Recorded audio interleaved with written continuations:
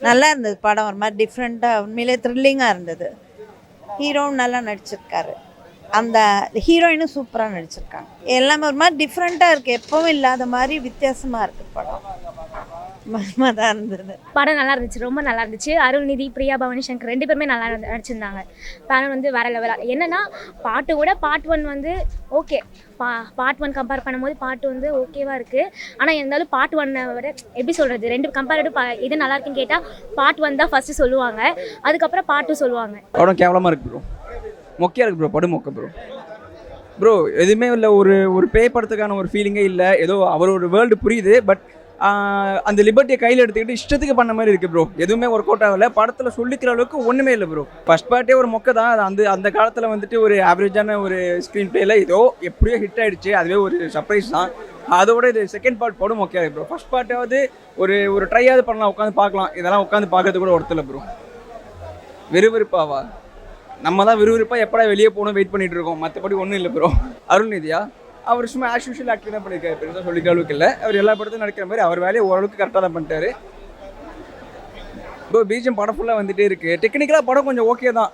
ஒரு கமர்ஷியல் ஃபிலிம்க்கான ஒரு ஒரு சில விஷயங்கள் இருக்குது. டெக்னிக்கலாக ஓகே தான், பட் ஸ்கிரிப்ட் தான் ப்ரோ பிரச்சனை. இஷ்டத்துக்கு என்னென்னமோ இருக்கும், என்னென்னமோ நடக்குது ப்ரோ. இது என்னோட கதை, நான் என் இஷ்டத்தை இது பார்க்கறது இஷ்டம் தான், பாருங்கலாம் கிளம்பு அப்படிங்கிற மாதிரி இருக்கு ப்ரோ அந்த படம். அது எல்லாருமே ப்ரோ அவங்கவுங்க வேலையை அவங்க கரெக்டாக பார்த்துருக்காங்க. பிரச்சனை ஸ்கிரிப்டில் தான் இருக்குது. பிபிஎஸும் அவங்க ஓரளவுக்கு முடிஞ்ச அளவுக்கு அந்த ஒரு ஸ்டாக் எக்ஸ்பிரஷன்ஸு அதை வச்சு படம் ஃபுல்லாக நடிச்சிருக்காங்க ப்ரோ. பார்ட் 3 லீடா வேணாம் ப்ரோ. டிமாண்டி காலனி பார்த்துட்டு வரோம். ஆக்சுவலாக வந்து ஃபஸ்ட்டு பார்ட் அளவுக்கு வந்து செகண்ட் பார்ட் இருந்ததான்னு கேட்டால் கிடையாது. பட் ஆனால் ஃபஸ்ட் ஆஃப் செகண்ட் பார்ட்டோட ஃபஸ்ட் ஆஃப் வந்து ஃபஸ்ட்டு பார்ட் அளவுக்கு வந்து ஈக்குவலாக இருந்தது. அந்த என்கேஜ்மெண்ட்டாக இருக்கட்டும், அந்த சாம் சிஎஸை பற்றி நம்ம ஃபஸ்ட்டு சொல்லியே ஆகணும். அவர் வந்து நல்லா பிஜி ஸ்கோராக இருக்கட்டும், மியூசிக்காக இருக்கட்டும் நல்லா போட்டிருக்காரு. பட் ஆனால் அன்னோட்டிஸ்டாக இருந்தார். இந்த படத்தில் சூப்பராக போட்டிருந்தாரு. அந்த த்ரில்லருக்கு ஏற்ற மாதிரி அந்த மியூசிக் எலிவேஷன் வந்து நம்ம படத்தோட பார்க்குறனால சூப்பராக இருந்தது. அண்ட் அந்த இன்டர்வல் சீக்வன்ஸ்லாம் வந்து ரொம்ப சூப்பராகவே இருந்தது. ஆனால் செகண்ட் ஹாஃப் வந்து பார்த்தீங்கன்னா ரொம்பவே வந்து லேக் அடிச்சுது. அங்கங்கே வந்து என்னடா இது எப்படா முடியும் அப்படின்ற மாதிரி லாஸ்ட் ஆகிடுச்சு. பட் ஸ்டில் அந்த தேர்ட் பார்ட் கனெக்டிவிட்டிக்காக தான் கொண்டு போனாங்க அப்படின்னு தெரியும் போது ஓகே நல்லா தான் இருந்தது. Above average film. பாசிட்டிவ்னு பார்த்தா அருள்நிதி சாரோட ஆக்டிங் அண்டு பிரியா பவானி சங்கர் சொல்லி ஆகணும். நம்மளை வந்து இந்தியன் 2 பார்த்துட்டு பயங்கரமாக அடி நடித்தாங்க. பட் ஆனால் இதில் வந்து நல்லா இருந்தது. அண்டு டிஸ்அட்வான்டேஜ் அப்படின்னு பார்த்தா அந்த செகண்ட் ஹாஃபில் வந்து அந்த லேக் சீக்வன்ஸு, அதே மாதிரி வந்து இன்னும் த்ரில்லிங் பண்ணணும்னு சொல்லிட்டு தேவையில்லாத ஒரு அன்வான்ட் போர்ஷன்ஸ் நிறையா இருக்குது. அதை கொஞ்சம் கம்மி பண்ணியிருந்தேன். ஸ்லோ மோஷன்ஸ் நிறையா. லீவில் வந்து ஃபேமிலியோட பார்க்குறதுக்கு ஒருத்தர் குழந்தைங்க பயப்படுற அளவுக்குலாம் அந்த அளவுக்குலாம் சீக்வன்ஸில் பார்ட் 1 மாதிரி ஏதாவது பார்ட் 2 நல்லா தான் ப்ரோ இருந்தது. நல்லா ஸ்க்ரீன் பிளேலாம் நல்லா ஹாலிவுட் லெவலுக்கு இருந்தது. ஹாலிவுட் மாதிரி தான் இருந்தது. என்ன கான்செப்ட்னா அதான் பார்ட் 1ஓட கண்டினியூஷன் சீக்வல் மாதிரி தான் வரும். அப்படியே கண்டினியூஸாக தான் வரும். அது கனெக்ட் பண்ணதெல்லாம் நல்லா தான் பண்ணியிருக்காங்க. அது நல்லா தான் இருக்கும். அந்த கான்செப்ட் தான். அதே ஸ்டோரி மாதிரி தான் இது. அப்படியே பேரலல் வேர்ல்டு மாதிரி இருக்கும். அவர் கேரக்டர் நல்லா இருந்தது. அவர் கேரக்டரை பேசுகிறத விட பிரியா பவானி சங்கர் கேரக்டர் நல்லா இருந்தது. அவர் படம் சொல்கிறத விட இவங்க படம் சொல்லலாம். ஏன்னா இவங்க ஸ்க்ரீன் பேஸ் தான் ரொம்ப அதிகமாக இருக்கும். அதான் ஃபஸ்ட்டு பாட்டு சொன்ன அளவுக்கு நிறைவேற்றல இருந்தால் சொல்ல முடியும். நம்ம ரொம்ப எக்ஸ்பெக்ட் பண்ணியிருந்தோம். ஃபஸ்ட்டு பார்ட் 1 ஹிட், செகண்ட் வந்து ரொம்ப ஹையாக எக்ஸ்பெக்ட் பண்ணுவோம். அந்த அளவுக்கு இது இல்லை. படம் நல்லா இருந்தது. நல்ல த்ரில்லிங்காக இருந்தது. நம்ம அருள்நிதி நல்லா சூப்பராக ஆக்ட் பண்ணியிருந்தார். பேக்ரவுண்ட் ஸ்கோர் நல்லா இருந்தது. என்னென்னா கொஞ்சம் விஎஃப்எக்ஸை கம்மி பண்ணியிருந்தால் கொஞ்சம் லேக் இருந்திருக்கும். ஒரு சில இடத்துல லைட்டாக லேக் ஆன மாதிரி இருந்தது டுவர்ட்ஸ் செகண்ட் ஹாஃபில். ஃபஸ்ட் ஹாஃப் வந்து ரொம்ப சூப்பராக இருந்தது. நல்லா கனெக்ட் பண்ணியிருந்தாங்க. டிமாண்டி 1 காலனிலையும் 2க்கும் அந்த சீக்வன்ஸ் நல்லா கனெக்ட் பண்ணியிருந்தார் டைரக்டர். நல்லா இருந்தது. தேர்ட் பார்ட்டுக்கு அந்த லீடு கொடுக்கறதுனால மேபி அந்த செகண்ட் பார்ட் நம்ம கொஞ்சம் செகண்ட் ஹாஃப் வந்து அந்த ஒரு 10 மினிட்ஸ் லாகாக இருந்த மாதிரி இருந்தது. பட் ஓவராலாக நல்ல மூவி, நல்லா என்ஜாய் பண்ணி பார்த்தோம். அருள்நிதி சூப்பராக பர்ஃபார்ம் பண்ணியிருக்காரு. அவர் ரீசெண்ட் டைம்ஸில் அவர் நிறையா மூவிஸ் நல்லா செலக்ட் பண்ணியிருக்காரு. பட் இது வந்து நல்லா ஆக்ட் பண்ணியிருந்தார். சூப்பராக இருந்தது. பேக்ரவுண்ட் ஸ்கோர் நல்லா இருந்தது. ஏன்னா த்ரில்லர் மூவினா பேக்ரவுண்ட் ஸ்கோர் தான் மெயின். ஸோ இதில் நல்லா கொடுத்துருந்தாங்க. பசங்களும் நல்லா என்ஜாய் பண்ணி பார்த்தாங்க.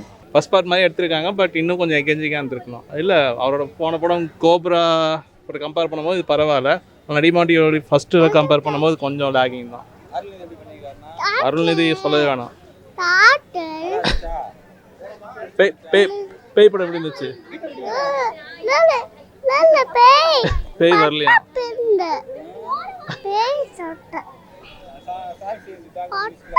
Music okay. பாசிட்டிவ் தான். பார்க்கலாம், ஒன் டைம் பார்க்கலாம்.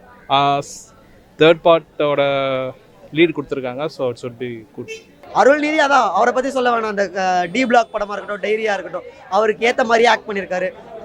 ஒரு ஒன் டைம் வாட்சபிள்னு சொல்லலாம். அவர் ஓவரால் வந்து 10க்கு ஒரு 7.5 ரேட்டிங் மாதிரி கொடுக்கலாம். நல்லா இருந்தது. அதே மாதிரி தான் டிமாண்டி அந்த செயின் எடுத்தால் அந்த பேய் வரும். அதை வந்து ஆனால் வந்து என்ன எதனால என்ன ரீசன் அப்படின்ற மாதிரி நிறையா வந்து இன்னும் கதை வந்து எலாபரேட் பண்ணியிருக்காங்க.